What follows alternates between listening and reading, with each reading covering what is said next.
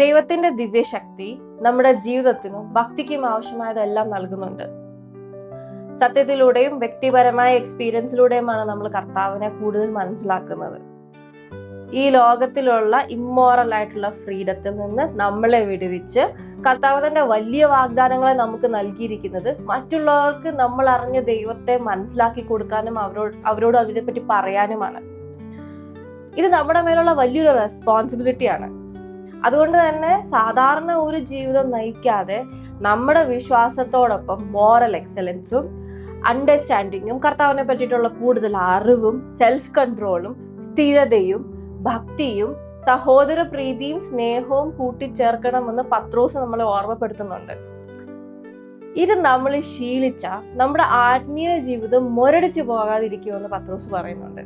അതുകൊണ്ട് തന്നെ ദിവസേന നമ്മൾ ശ്രമിക്കണം ദൈവത്തോട് കൂടുതൽ അടുക്കുവാനും ആ അടുപ്പം നമ്മുടെ സ്വഭാവത്തിൽ പ്രദർശിപ്പിക്കാനും.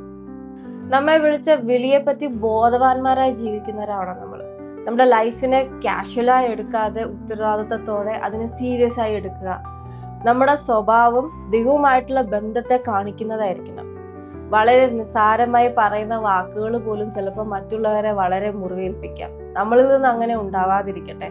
സ്നേഹം വാക്കുകളിൽ മാത്രമല്ലാതെ സ്വഭാവത്തിൽ കൂടെ അത് വെളിപ്പെടട്ടെ.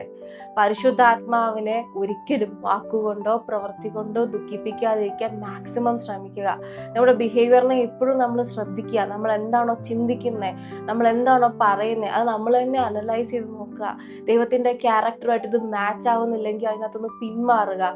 ഇങ്ങനെ നമ്മുടെ പ്രവൃത്തിയെ നമ്മൾ ശോധന ചെയ്ത് നമ്മൾ ദൈവത്തോട് അടുത്ത് ജീവിക്കുന്നവരാകുക. ആമേൻ. God bless you all.